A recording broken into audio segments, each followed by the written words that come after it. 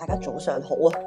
唔知大家有冇睇上一集嘅仙台遊呢？上一集咧，我哋就去咗銀山溫泉啦、藏王狐狸村啦，食咗仙芝來。如果大家未睇嘅話咧，就記得翻去睇翻上一集啦。今日咧又嚟到全新嘅一日啦！啱啱我已經化完妝啦，想同大家分享一下，我帶咗幾樣嘢過嚟，係覺得非常之值得帶過嚟。嚟緊如果你要去日本或者去一啲好凍嘅地方，就可以跟住呢個 list 去執啦。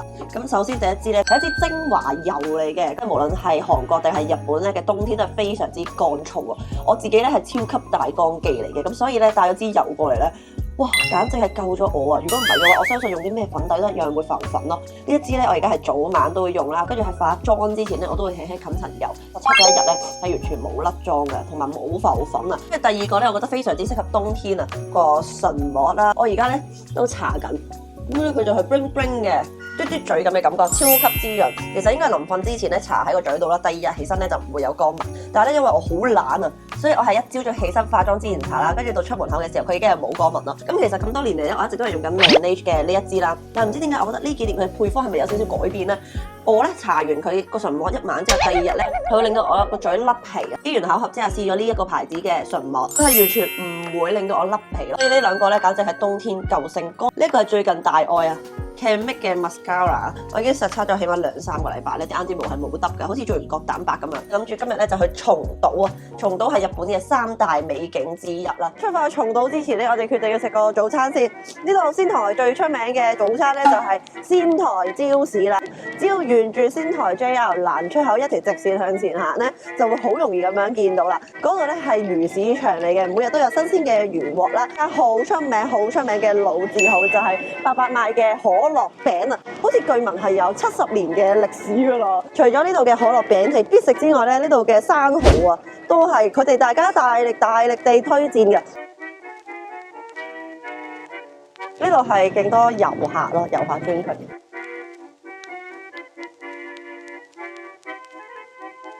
買完可樂餅之後唔見咗我哥嘅，發生咩事啊？嗱，3個可樂餅成功 get 到。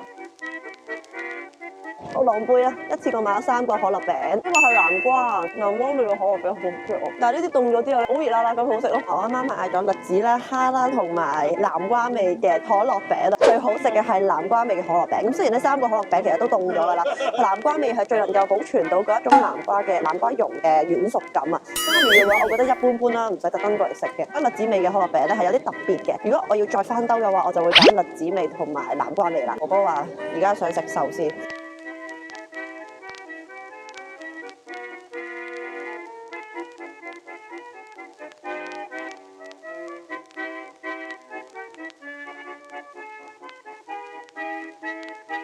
雖然呢度係垃圾，但係咧都好食喎。一嚿壽司都係你落完 order 之後咧，師傅咧親自攣嘅。而家試下呢嚿蟹膏啊！哇，勁香蟹膏味。係啊，唔好食壽司好幸福。海膽壽司。呢個海膽壽司好好食啊！佢係完全唔苦㗎，海水味都非常之濃啊！所以有一瞬間咧，我係覺得自己係去咗海旁邊。跟住就呢個蠔湯，蠔湯係超足料咯。隨便翻筆入邊已經係勁多餸，一隻蠔都喺度。蠔嘅忌廉湯好好食啊，有聖誕嘅味道。呢個早餐非常之滿意，雖然已經就嚟12點。如果大家想食早餐嘅話，不妨嚟呢個仙台朝食。嚟到仙台除咗食牛舌之外咧，大家知唔知原來仲有另一樣嘢都係仙台名物啊？就係枝豆啦。所以咧，我啱啱有時間就去咗買呢一個枝豆奶昔。估唔到喺2度左右嘅天氣咧，我仲要拎住嚿冰嘅嘢咯。店員咧就建議我哋10分鐘之內咧就要食晒佢，我覺得好神奇咯。佢咧係有奶同埋有枝豆。好好飲喎！呢個枝豆奶昔咧，美其名咧就叫枝豆奶昔，但係其實咧入邊全部都係用牛奶或者係乳製品做嘅咯，只有少少嘅枝豆碎嘅啫。所以你問我可唔可以食個枝豆味咧？其實我可以答你係100%，我食唔出啊。不過如果你想試下嗰陣味咧，我覺得係好食嘅。我哋而家就等緊搭9個班車去松島海岸，去大約40分鐘左右。終於嚟到松島海岸先啦！噔噔，喺呢個閘口出就已經係松島咯。冇便利店。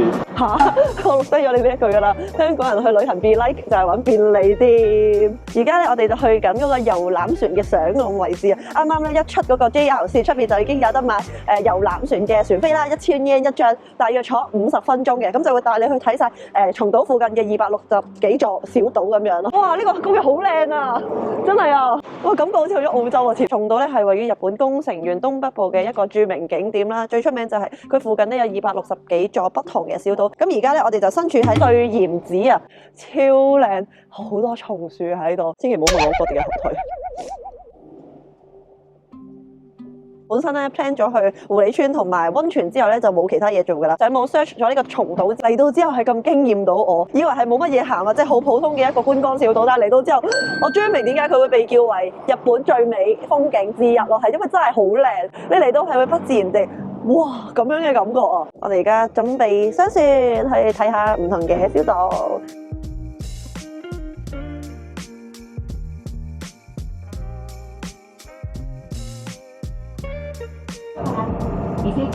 有隻海鷗喺嗰度，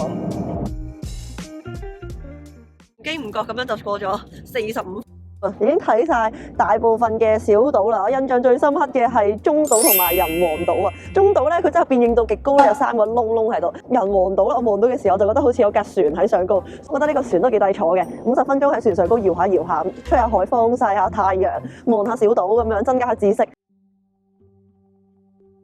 松島一日遊得到。第2站我哋嚟到五大堂啦。五大堂咧係1604年嘅時候由伊達政宗重建咗呢一度，係松島必去嘅地點啊。咁係因為咧佢將5大明王咧都供奉喺呢度，所以呢度就叫做五大堂。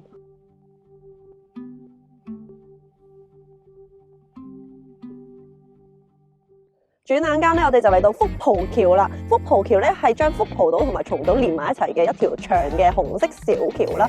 咁喺海中間睇落去咧，佢就令我諗翻起《千與千尋》啊。要行呢條福浦橋咧係需要課金嘅，每個人咧就200 yen。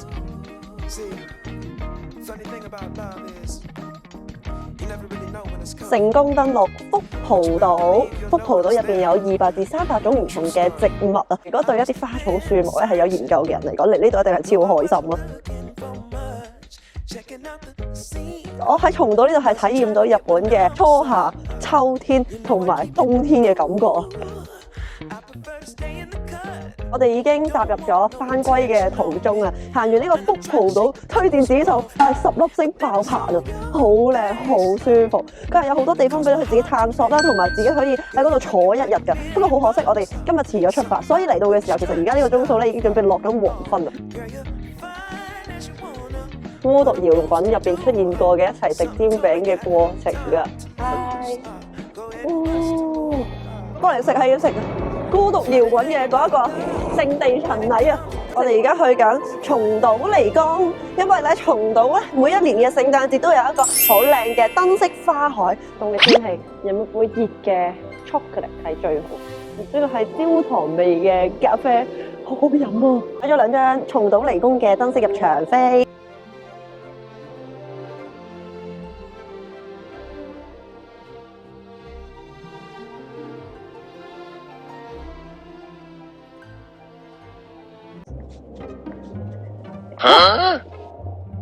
發生咩事啊？哇，係星星啊！我望到星星啊！發生咩事啊？哥，你係咪踩親條電線啊？哇，着燈啊！係會變色嘅喎，而家變咗紅色喎，咁樣係黃色嘅喎啲燈。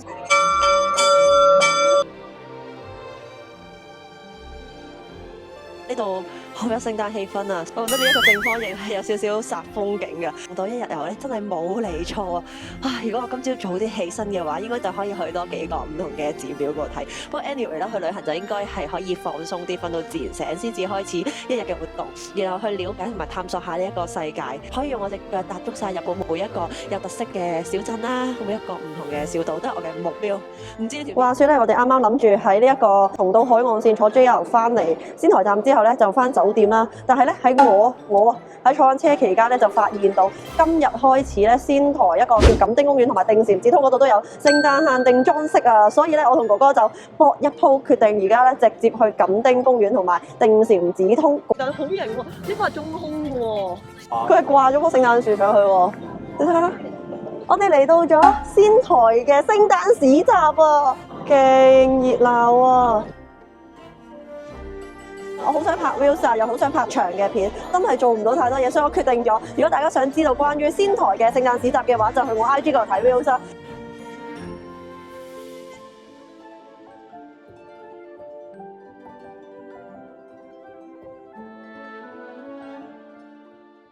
我哋啱啱已經超快咁樣 check out 咗我哋嗰間15酒店啦！呢一間酒店住咗4日3夜咧，係超級滿意啊！完全揾唔到位可以彈佢咯，浴缸夠大，空間環境可以開到2個篋有突，然後打開個窗望到一個好靚嘅 view 啦，所以咧係超級滿意嘅。甚至乎你有需要嘅用品咧，都可以喺大台嗰度隨便拎到啊！out 咗酒店之後咧，我哋就分開咗行動啦。我哥就去咗琴日去嗰度買生果，而我咧就去咗第一日夜晚行街嗰個 Parco 商場嗰度行街。我喺仙台快閃咗4日3夜咧，有少少心得啊，係關於女仔買衫嗰方面啊。如果大家想買衫咧，同我差唔多 style 就可以參考一下啦。因為 Parco 商場2嘅5樓同6樓咧就係比較日系女裝啲嘅，有我中意嘅 Vogita 啦，跟住 Vogita 隔離咧就有一間叫 Ingi 啊 ，INGIN 嗰間鋪頭係一間超平價嘅女裝衫。然後上6樓咧就會有一間 Vintage 鋪啦，同埋有 Vigo 嘅。我哋係吉卜力嘅 fans，我過嚟朝聖一下同埋瘋狂購物。我哥咧就話今趟旅行唔會瘋狂買嘢，但係唔係咯，佢隨便買個相機都已經貴過我買2件衫。講真，我覺得今趟旅程咧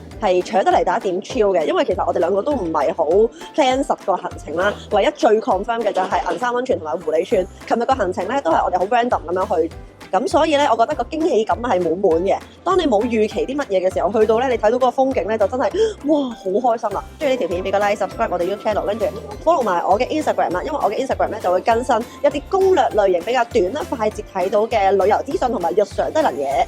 係啦，咁我而家咧就可能揾啲嘢食，跟住飛翻香港啦，又要努力工作啦。聽日已經有嘢做啦，拜拜。